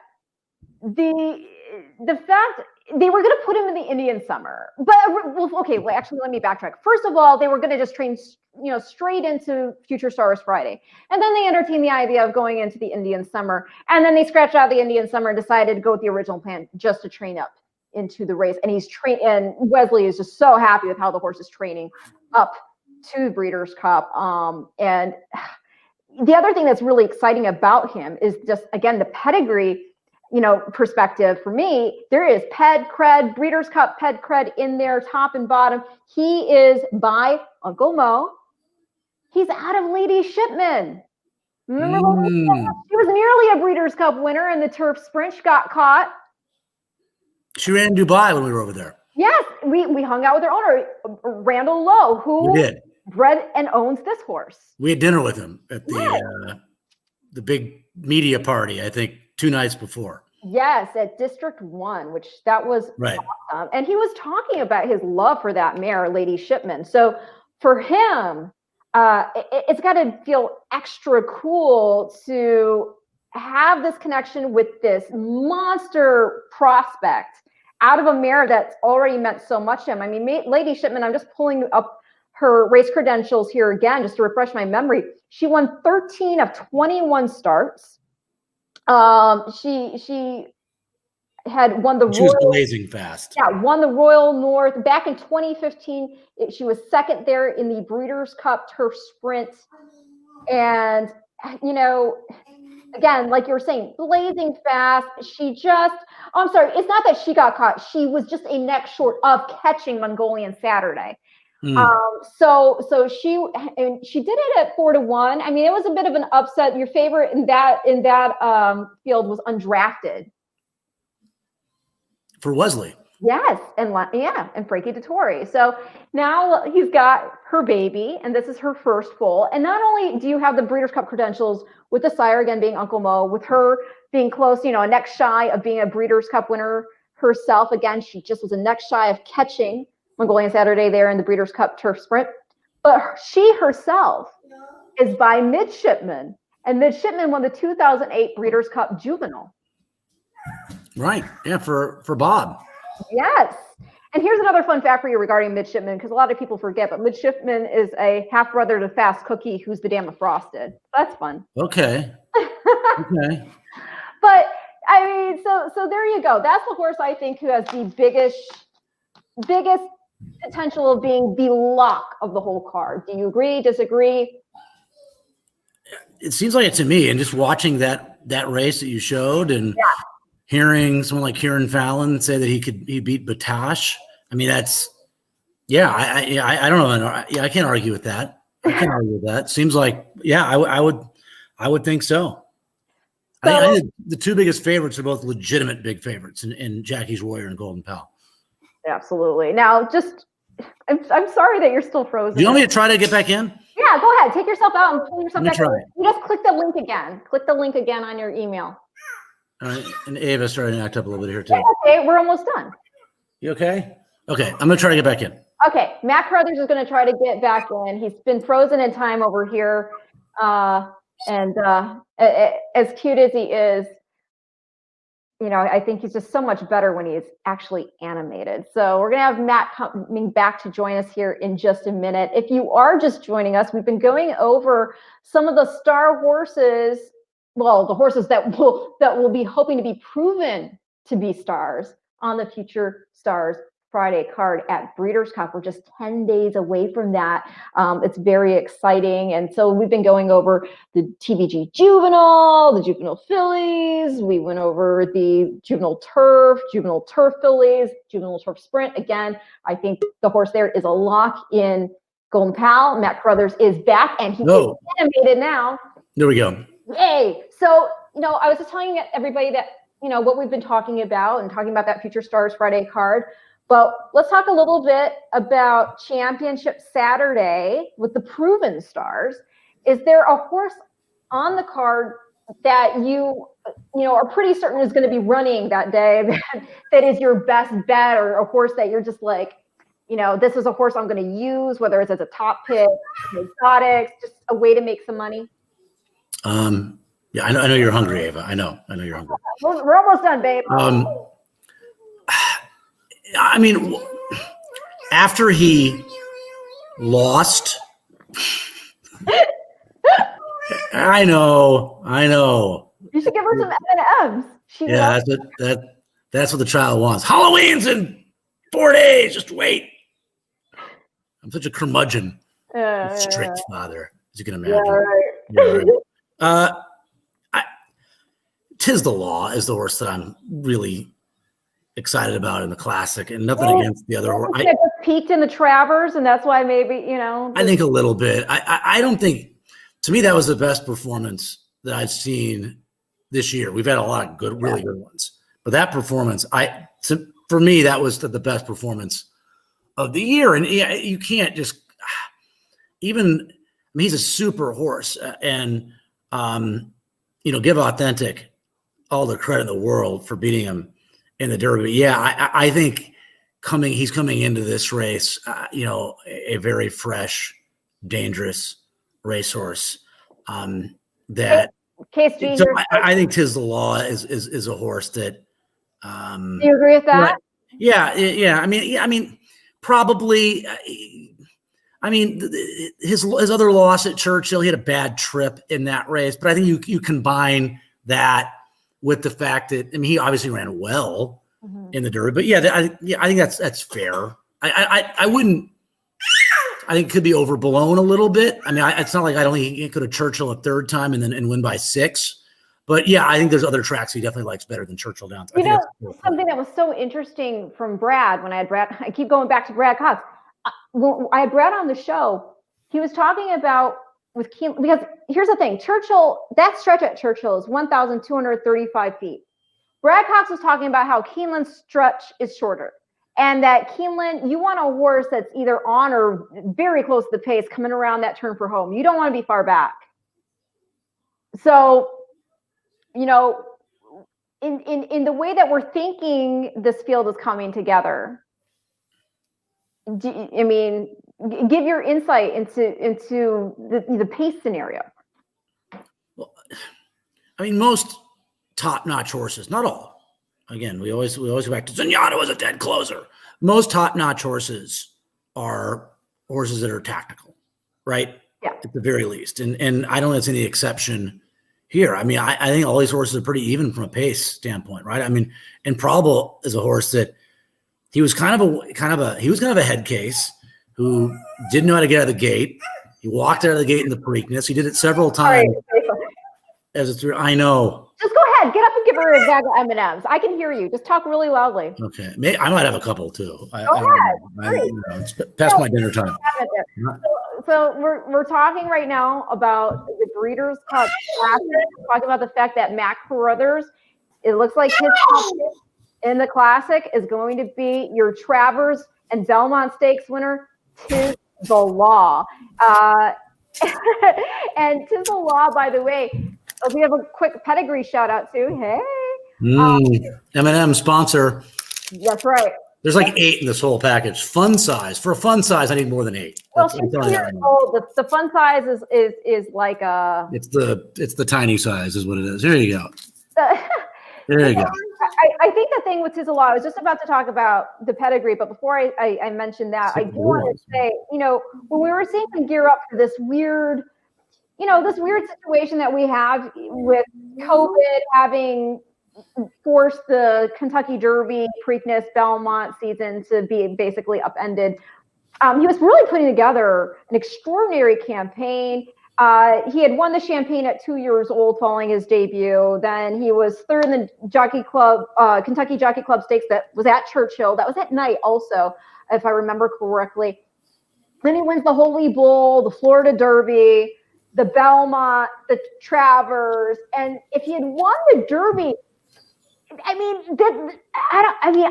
just based on that campaign, you could almost say that was a tougher crucible to overcome than a traditional Triple Crown series.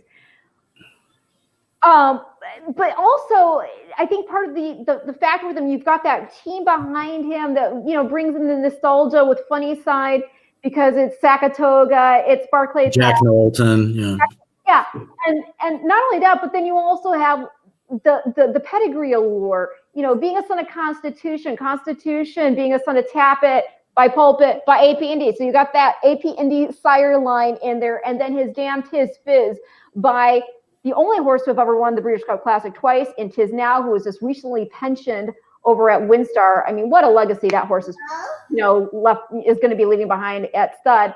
But then also, he is from this horse, Tiz the Law, is from the female family of a horse very close to the heart of a friend of ours in Jill Byrne, a favorite Trick. Horse of the year at 2 years old. 1997. Yes.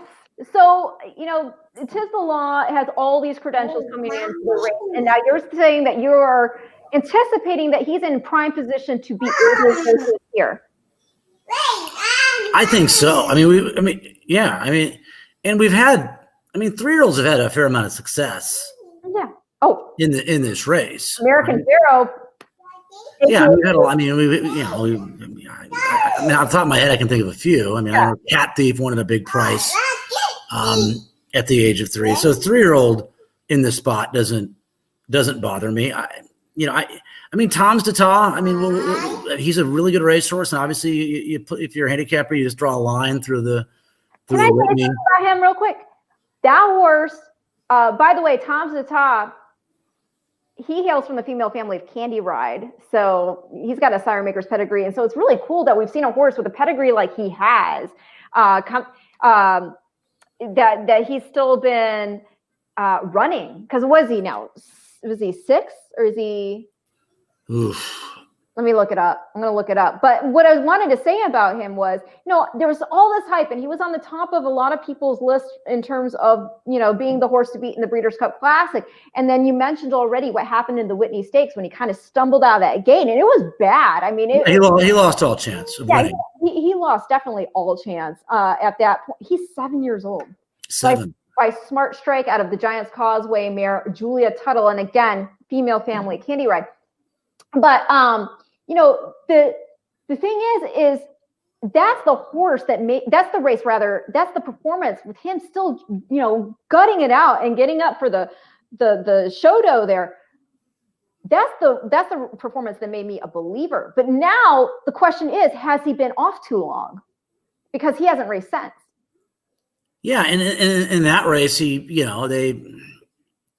lost all chance at the start. So, that's a legitimate question. I think, back 10, 15 years ago, it was more of a question than today's equine athletes. They just don't run quite as much. So I don't think it's quite as a concern as maybe if you had asked me the same question 10 years ago. I said it's much more of a concern than I'm going to, my answer is a little different now. I think it's something to look at. I don't think it's a huge concern. It's not like it's a ridiculous layoff or anything. Right, Ava? Yeah. Right. I know. She likes her green ones in a certain spot, the blue ones, she divides them up. Yeah.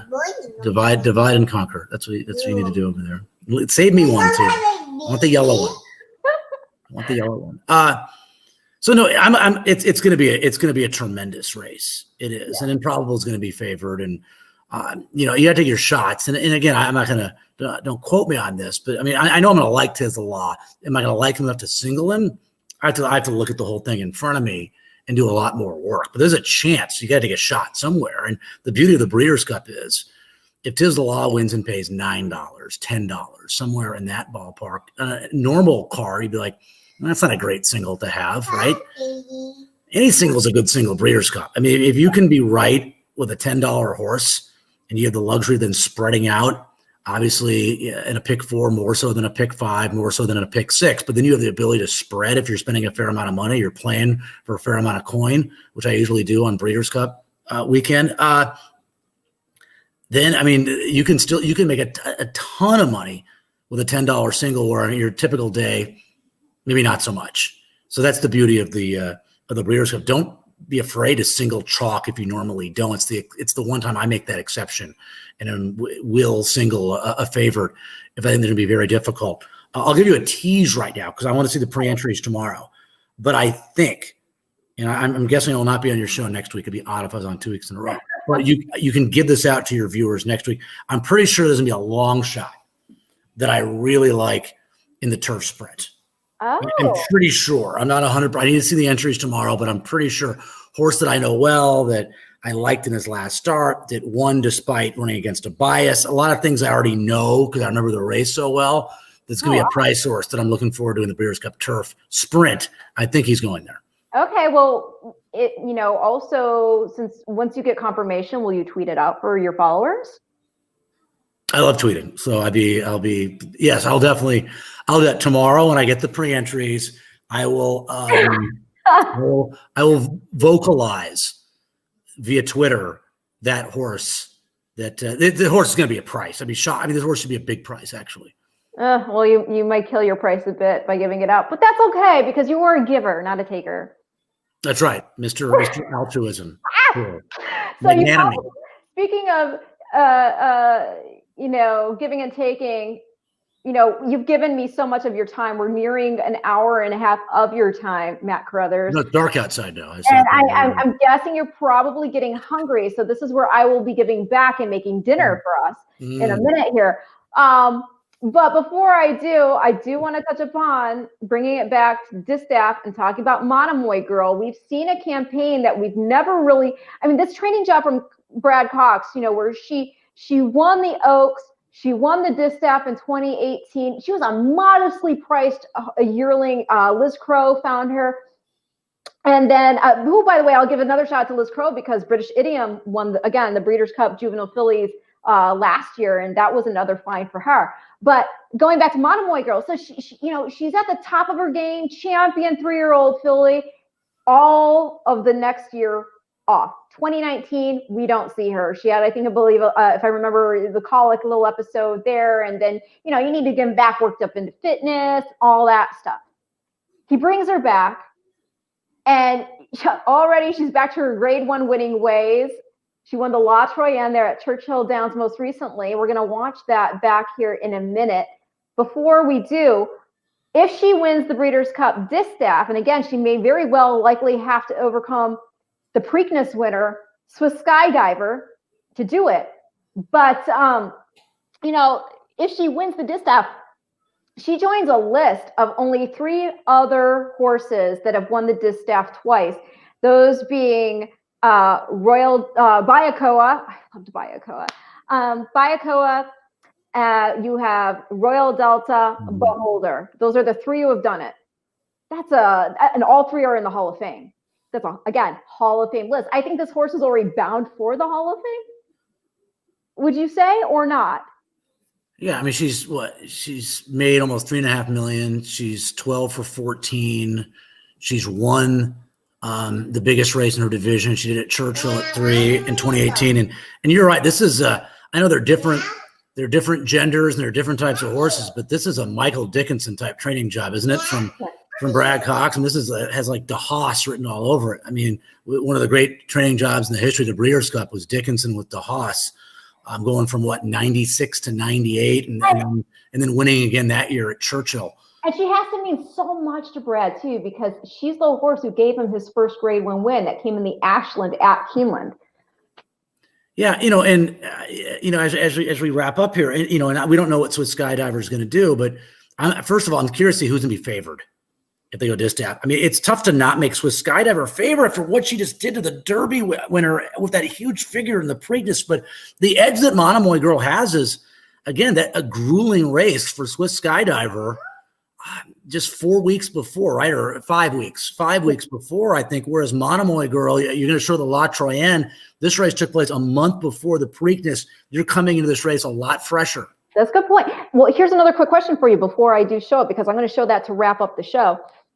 Well, actually, no, let's just go ahead and show it now, because we'll get your input on how she looks in here. By the way, Horologist third in this race. I think she might be going into the Distaff, and she had a nice win in the Beldam. I know it was a 4-horse field, but that's what I was going to say to you, because we are so focused on these 2 chestnuts.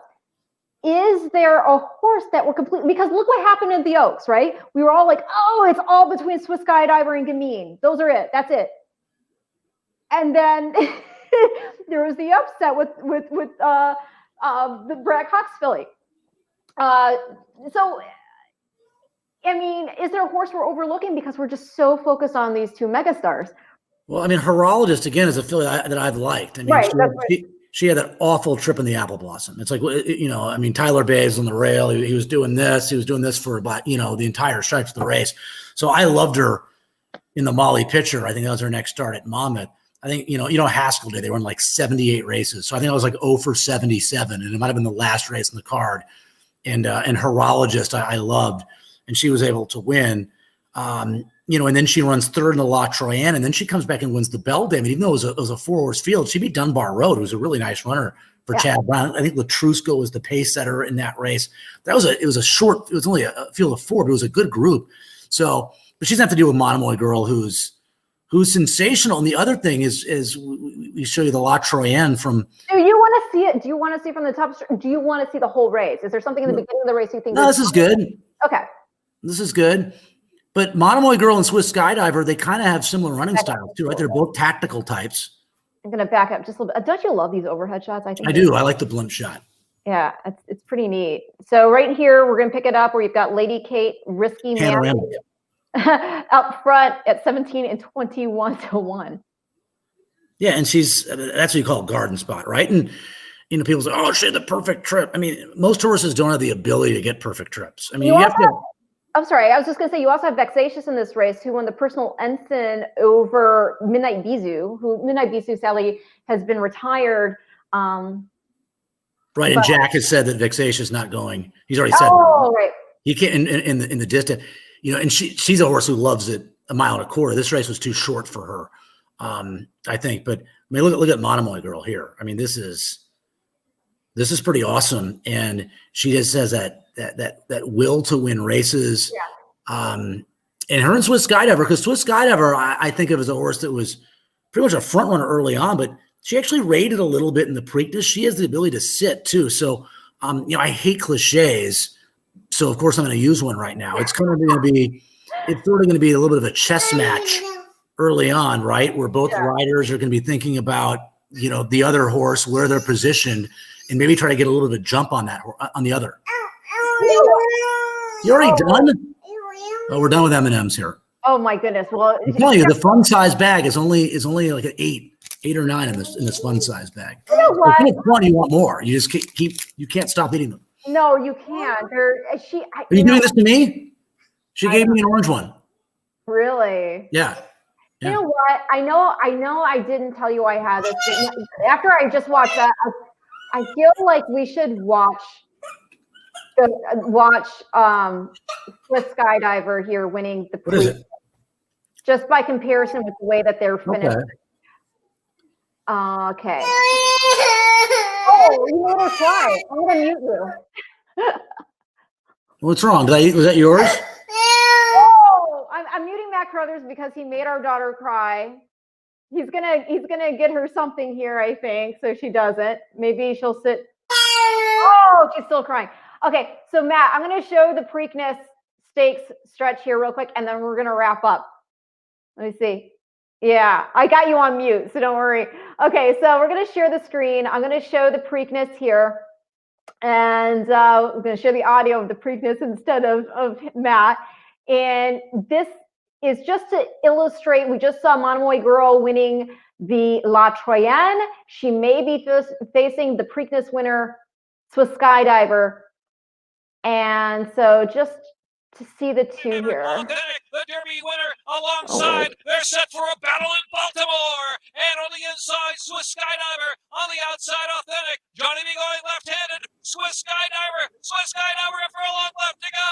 Swiss Skydiver looking to make Preakness history. Another filly bounding toward the 16th pole.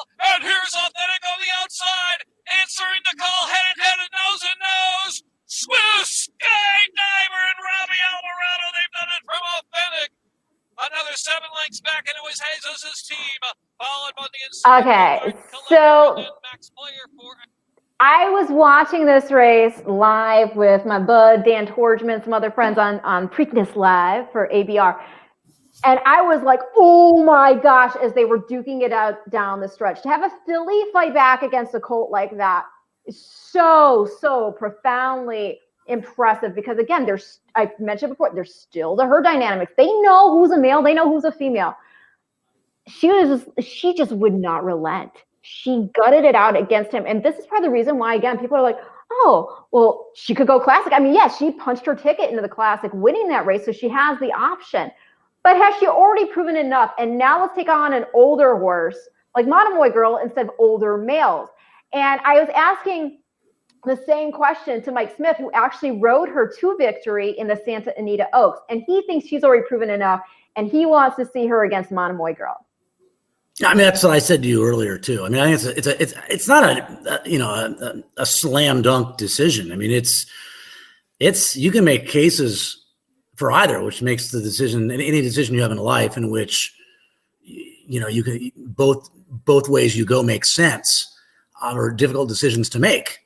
So I think there's an angle to go in the classic, but as I mentioned earlier, I think the distaff just makes more sense. And again, not to just to bore our viewers that have been hanging with us for a long time, I'll be real quick. If the classic field was a little weaker, or had she not run the race of her life 5 weeks prior, I think the combination of that race being grueling in combination with the males being so good in the handicap division, that's why I would go distaff. If I thought it was a down year in the classic, I would for sure go classic, even off of that grueling win. In the Preakness, but you have that grueling win, and now you have some fresh males going in that race. Horses like Tiz the Law, Tom's d'Etat, who come into the race exactly the way their trainers have wanted them to in terms of conditioning along the way, getting set for it.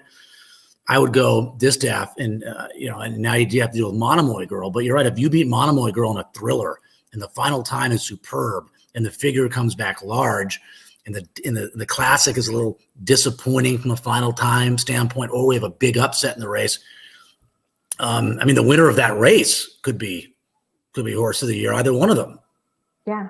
And again, you have a vote. I will say, I think you're, because I've seen the process you take going into how you decide these things, especially when they're close, and you put in your due diligence with how you select a horse for these honors. They're important. These Eclipse Awards really do echo on through the pedigrees going forward. So it's not something that should be given flippantly. And I also love that you also do your due diligence, because you go ahead and you go back and you do research even for the steeplechase divisions, because you don't normally watch those, but you want to make sure the right horse gets the award.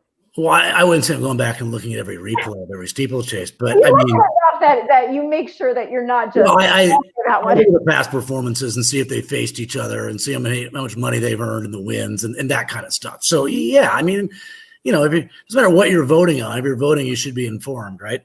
Yeah, definitely. And I can also see, I'm going to give a shout out to the fact that I see you company man representing wearing your FanDuel hoodie. Yeah. The FanDuel along TVG, FanDuel Dirt Mile. Do you have a selection for that race, since it is the sponsor? Or no, that's the Big Ass Dirt Mile. It's the FanDuel Mile, the grass on the grass. FanDuel. Yeah, I don't. No selection in the mile yet. Although, that's Stormy. I think is going mile, and Uni, right? Uni's going to. I mean, what a job by Cassie. It looked like she was completely off form.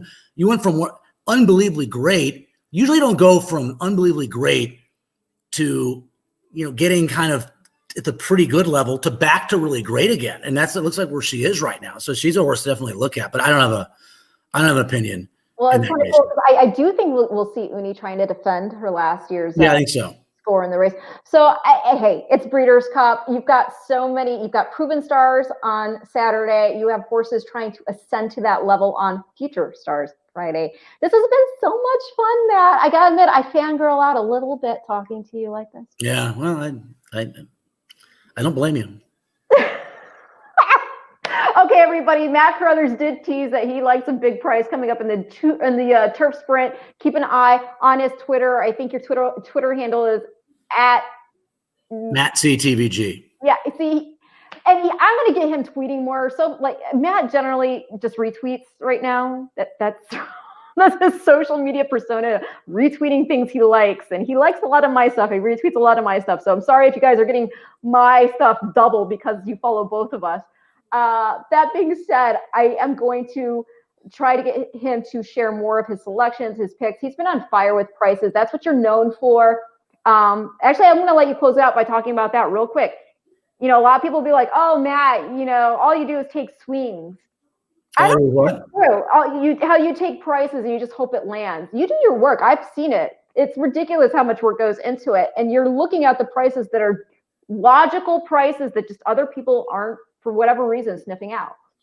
Well, it's harder and harder in this day and age to get an angle because there's so much information at your fingertips. I mean, you used to have to go watch replays. You used to have to actually go to the library, pull out the tapes.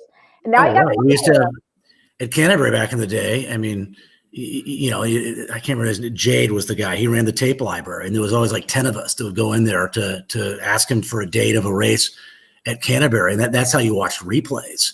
I mean, this is pretty primitive stuff back in the day. Me and my dad used to go to the paddock to see who was wearing blinkers. They didn't have to report that equipment change back in the day. You had to see it with your own two eyes. Oh, they're putting blinkers on this horse today. There's no mention of that anywhere. So yeah, I mean, information, you could get angles back then, but now it's much more difficult. You got to be creative. You have to be a bit of a contrarian, and you have to have guts. And that's the one thing that I wish I had more of. Actually, I'm okay in that area, but someone like my dad or people that I know that have been basically semi-professional to professional players, you gotta have guts. And if you love a horse at 15-1, don't let the horse opens up at 23-1. Who cares? My dad was always like, oh, wow, I thought the horse was going to pay $32 when I win. Now I'm going to get, $58. You have to believe. And if you make way, I fervently believe this because I'll go through slumps. And if I'm going through slumps, sometimes you like a car, you bet, you go, I know I'm going to lose today. And I'm telling you, you say that to yourself that you're going to lose that day, you're going to lose probably. It's a big time mental game. It is. And that matters a lot. Confidence and how you attack these races means everything, because the minute you lose your confidence and you don't single a horse that normally you would at 15-1, and you throw the favorite on your ticket because you're scared. Oh yeah. All of a sudden your 15-1 shot wins for sure. And then you're not deep enough in another leg. Why are you not deep enough? Because you were scared. You had to use the favorite in that one leg. So it didn't open things up for you in some of the other legs. So, and that's why confidence matters. And it's a real streaky game, and I can get ice cold for 2 weeks, and then I can get red hot for a while. And when you play prices, I think a lot of the people watching right now, they can relate to that. How if you're kind of a conservative player that plays favorites, that's okay, but you're kind of going to be more like this, linear. You're going to be kind of more even, right? Someone like myself who goes for big scores, you're going to strike out a lot. But when you connect, hopefully you make up for, maybe a couple of weeks of losing. If that happens, and it might happen because we all go through slumps. There's some crazy percentage you said, you talked about a while back about if you only played favorite, you would lose. Well, look in the, in the forum when they have, jockey trainer connections. Whoever's the best trainer and the best rider at the meeting, whatever track we're talking about, when they team up. When they team up, the RO, all right, I gotta go. Yeah.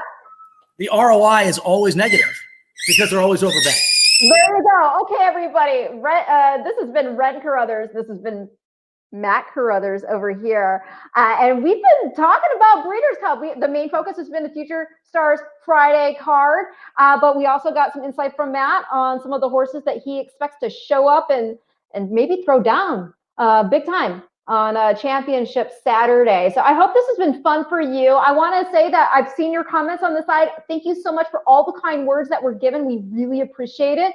I hope you all are getting stoked. I mean, super stoked for Breeders' Cup. Again, 10 days away from Future Stars Friday. And I'm really excited because starting next week, one of my favorite people in horse racing media is going to be coming out here. His name's Ern. He's like camera guy extraordinaire, produces great content. He and I are going to be heading to the backside for Breeders' Cup, filming some great features for you that you can check out on social media, focusing on the horses on the Future Stars Friday card. If there is a 2-year-old in particular that you're just like, oh my gosh, friend, please go to the barn, get insight from the trainer. Let me see what this horse looks like up close. Go ahead and tweet at me at Ren Carruthers, and maybe we'll put that on our stops list when we head to the barns there at Keeneland. In the meantime, so much fun hanging out with you, and I look forward to seeing you on the next edition, which I think we're still going to do a live edition, maybe from the track, of the Future Stars Friday forecast. Take care.